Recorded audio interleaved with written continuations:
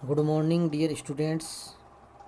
आप सभी का इस एजुकेशनल यूट्यूब चैनल पर हार्दिक स्वागत है। प्रिय विद्यार्थियों, आज हम फिरोज़ शाह तुगलक के कार्यों, उसके सार्वजनिक कल्याण के कार्यों, उसके राजस्व सुधारों आदि की चर्चा करेंगे।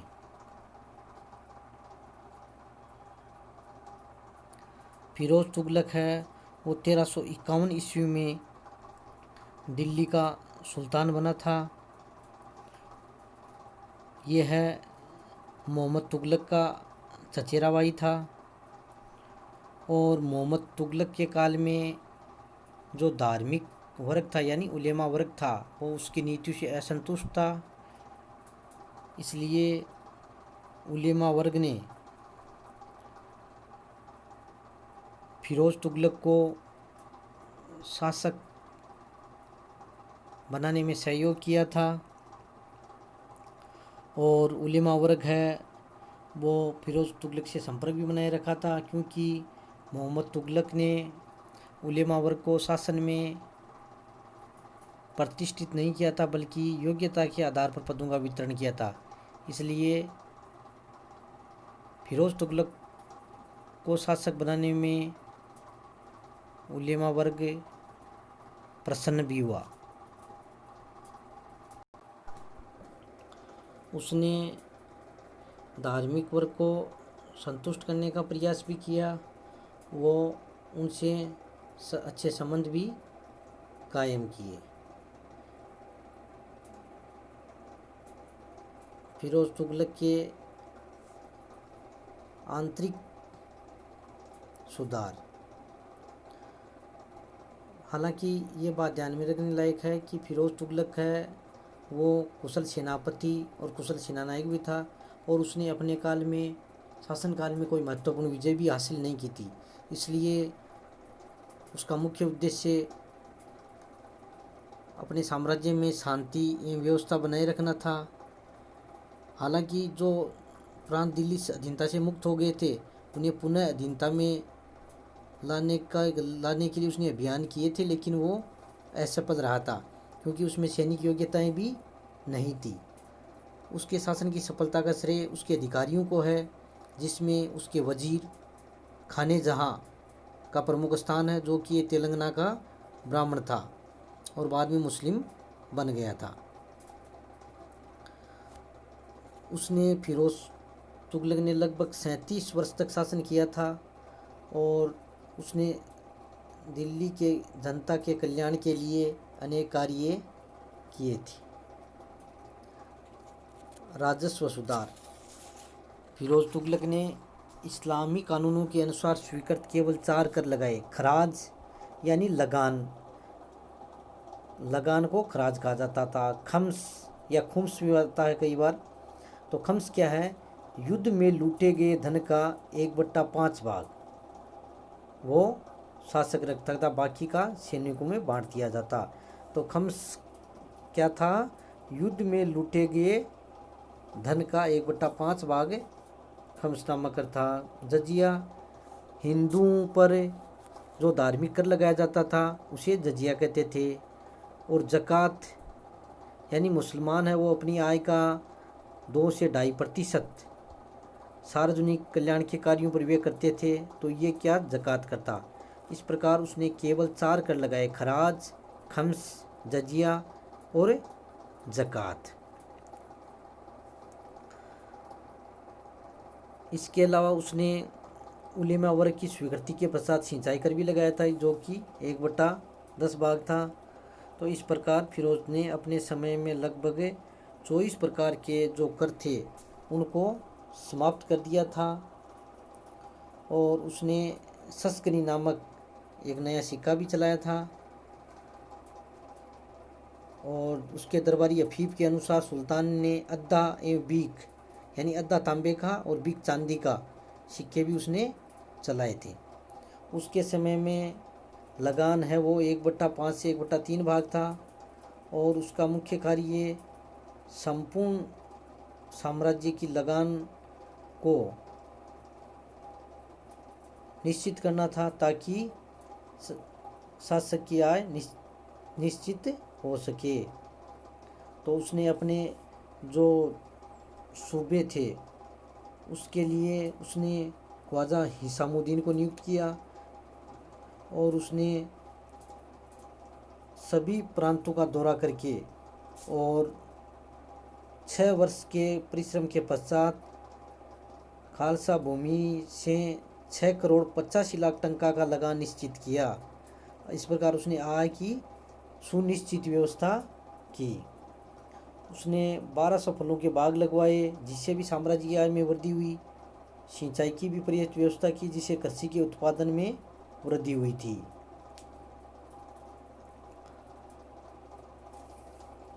उसने कर्मचारियों के वेतन में भी वृद्धि की, उनके कार्य के बदले में जागीरें दी, यानी उसने नगद वेतन की प्रथा को समाप्त कर दिया था और जागीरों का आवंटन किया था। और उसने आंतरिक व्यापारी करों को भी समाप्त कर दिया था जिससे वस्तुओं के मूल्य में कमी आई और व्यापार में प्रगति हुई। इस प्रकार फिरोज के राजस्व संबंधी सुधार जनता के लिए लाभदायक थे, परंतु इस राजस्व व्यवस्था में मुख्य रूप से 2 दोष थे।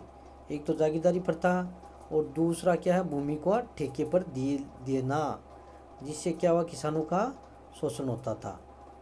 सिंचाई व्यवस्था, सिंचाई की सुविधा के लिए फिरोज तुगलक ने 5 बड़ी नहरों का निर्माण करवाया। इसमें से सब एक 150 मील लंबी नहर यमुना से हिसार तक थी और दूसरी सतलज से घग्गर तक, तीसरी सिरमौर की पहाड़ियों के निकट से हांसी तक थी, चौथी घग्गर से फिरोजाबाद और 5वीं यमुना से फिरोजाबाद तक की। इस प्रकार सिंचाई सुविधा से कृषि आय में भी वृद्धि हुई और उसने सिंचाई और यात्रियों की सुविधा के लिए कुएं भी खुदवाए और बांधों का भी निर्माण करवाया। इस प्रकार उसने सार्वजनिक कल्याण के लिए भी अनेक कार्य किए। सार्वजनिक निर्माण कार्य, उसने लगभग 300 नगरों का निर्माण करवाया। उसके द्वारा बसाए गए नगरों में फतेहाबाद, हिसार, फिरोजपुर, जौनपुर और फिरोजाबाद थे।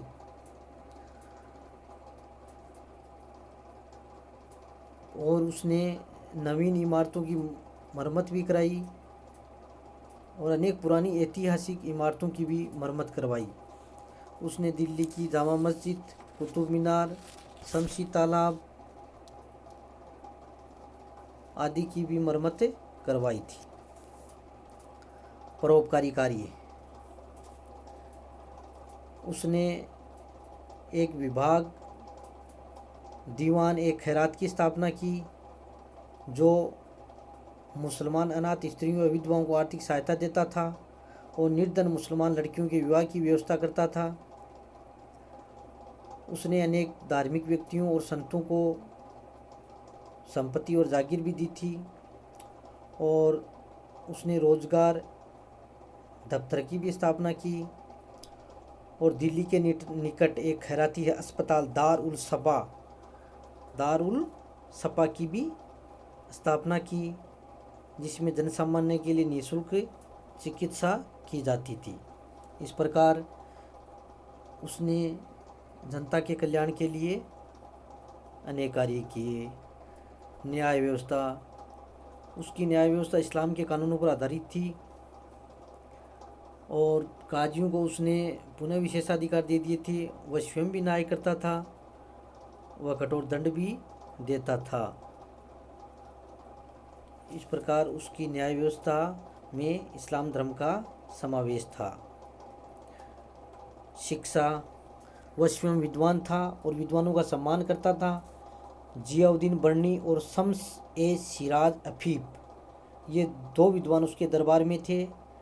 बर्नी ने, इम्पोर्टेंट है कि जियाउद्दीन बर्नी ने कौन कौन सी पुस्तकों की रचना की थी, तारीख ए फिरोज शाही और फतवा ए जहादरी। कई बार एग्जाम्स में, कंपटीशन एग्जाम्स में क्वेश्चन पूछे जाते हैं, इस जियाउद्दीन बर्नी द्वारा रचित 2 रचनाओं के नाम बताइए, तो तारीख ए फिरोज शाही और फतवा ए जहादारी।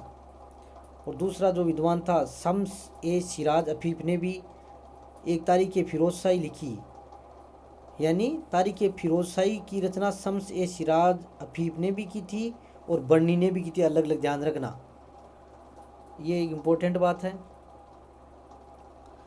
और उसकी रुचि इतिहास और चिकित्सा शास्त्र में भी थी। इसके अतिरिक्त उसने इस्लामी कानूनों की शिक्षा में रुचि दिखाई और उसने प्राय 13 मदरसे स्थापित किए, जिनमें कई श्रेष्ठ भी थे।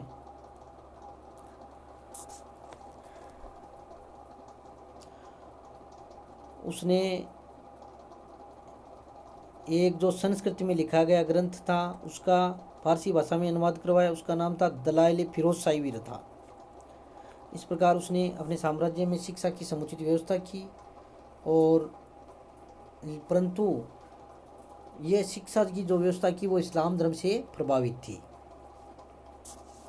दास, उससे दासों का बहुत शौक था और उसके दासों की संख्या लगभग 1,80,000 के लगभग बताई जाती है। उसने दासों की देखभाल के लिए एक पृथक विभाग खोला था, दीवान ए बंदगान उसका नाम था, और इस प्रकार दासों से उसने अच्छा व्यवहार भी किया था। सैन्य संगठन, हालांकि सैनिक दृष्टि से उसने न तो कोई विशेष अभियान किया और न ही कोई विजय प्राप्त की। उसका सैनिक संगठन दुर्बल था। उसने सैनिक सेवा वंशानुगत कर दी थी। अधिकांश सैनिकों को जागीरों को वेतन दिया जाता था और सैनिक सेवा में कोई योग्यता का भी स्थान नहीं था। तो इस प्रकार से उसके समय में सैन्य संगठन में दुर्बलता व्याप्त थी। धार्मिक नीति, उसने अपने शासन में उलेमावर का परामर्श लिया और इस्लाम के कानूनों और उलेमावर को राज्य के शासन में प्रमुखता प्रदान की, और बहुसंख्यक हिंदू प्रजा के प्रति उसने असहिष्णुता की नीति अपनाई थी। इस प्रकार फिरोज की नीति है वो धर्मांधता और असहिष्णुता की रही थी।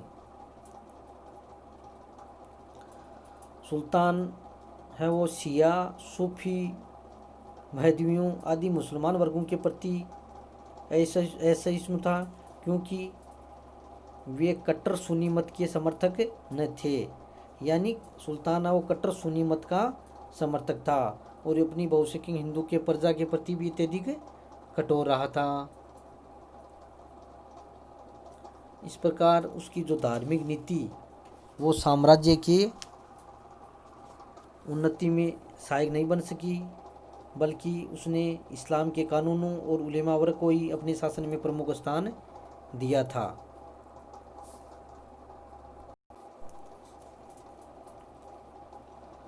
फिरोज तुगलक ने खलीफा से 2 बार अपने सुल्तान के पद की स्वीकृति भी ली और अपने को खलीफा का नाइब भी पुकारा और अपने सिक्कों पर भी खलीफा का नाम अंकित करवाया।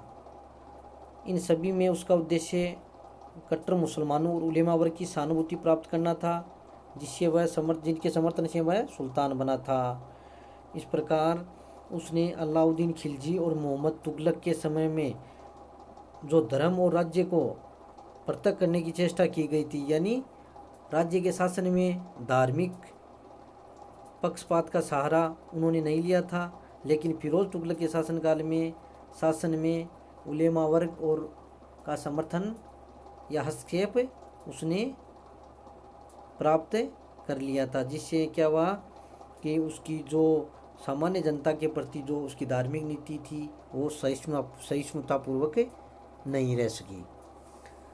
इस प्रकार ये क्वेश्चन कई बार एग्जाम्स में पूछा जाता है कि फिरोज तुगलक की धार्मिक नीति पर टिप्पणी लिखिए और फिरोज तुगलक के सार्वजनिक कल्याण के कार्यों का विवेचन कीजिए।